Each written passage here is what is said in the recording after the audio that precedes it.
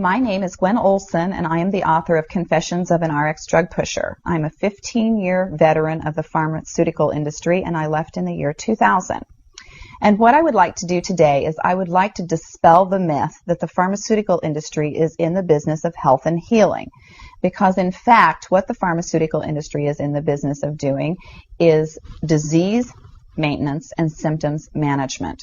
They are not in the business to cure cancer, to cure Alzheimer's, to cure heart disease, because if they were, they would be in the business of putting themselves out of business, and that in fact doesn't make sense. I don't want people thinking that I am a conspiracy theorist, because in fact there is no theory behind what I'm telling you. It's all provable. And what I'm saying is provable is that the pharmaceutical industry doesn't want to cure people. You need to understand, specifically when we're talking about psychiatric drugs in particular, that these are drugs that encourage people to remain customers of the pharmaceutical industry. In fact, you will be told if you're given a drug such as an anxiolytic or an antidepressant or an antipsychotic drug that you may be on the drug for the rest of your life. And very frequently people find that they are on the drugs for a very long period of time, if not permanently, because they're almost impossible to get off of. Some of them can have very serious withdrawal symptoms, and most of them can have extremely serious withdrawal symptoms if they're stopped cold turkey, but some people even experience withdrawal symptoms when they try to titrate or they try to eliminate the drug little by little, day after day.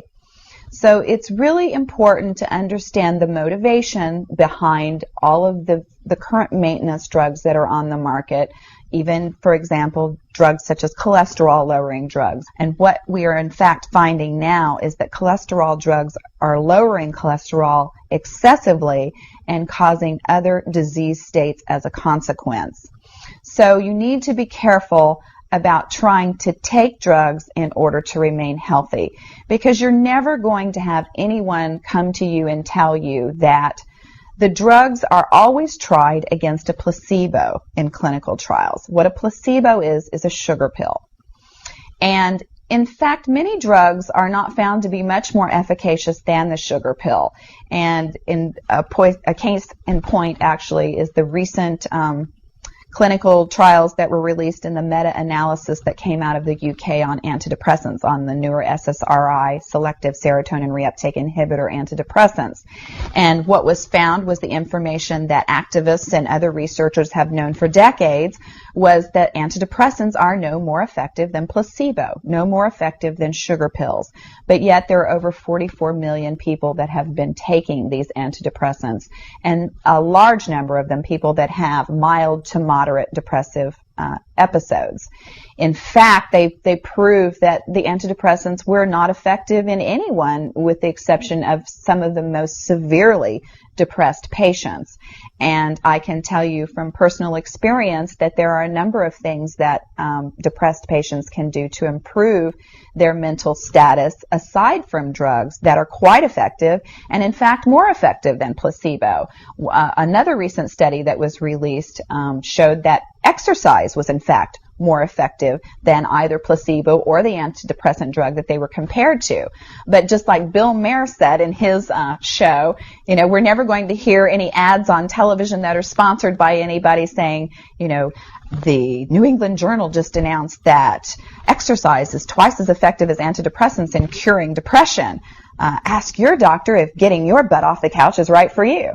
You know, you're never going to get that kind of good information, fair, balanced information, as long as pharma is funding the major TV stations, the advertising that supports those television stations, the major journals, and all of the advertising that supports the major journals.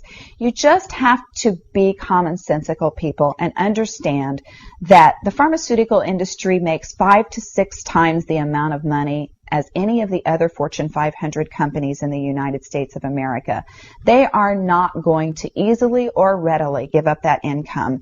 And we are, in fact, considered a human commodity. Our loved ones, our children, our elderly are considered cash cows that are preyed upon by pharmaceutical reps such as myself, who are encouraged to go in and build market shares without thinking about the consequences to patients, without knowing the misinformation that they are distributing, without being aware that the clinical data has been contrived, or that the patient populations have been cherry-picked, or that the side effects have been minimized and reported in such a manner that it doesn't present the information correctly. I spent 15 years in this industry. I was one of the best, but I'm here to tell you that the industry has run amok, that we are at a severe crossroads in this nation, and that we have got to take our power back, and we have got to start making the pharmaceutical industry accountable for their actions and for the defective products that they're putting on the market. It won't be long before every American is affected by this disaster, and we need to be aware of what the differences are between diseases, between disorders, and between syndromes. Because if it doesn't have to be scientifically proven, if there are no tests, if there are no blood tests, CAT scans, urine tests, MRIs, if there is nothing to document that you have a disease, then you in fact do not have a disease, you have a disorder. And it has been given and has been diagnosed pretentiously. And you need to get yourself educated and understand that there are options, and those options are much more effective than drugs. You need to look into the nutritional aspects of your diet and your lifestyle aspects.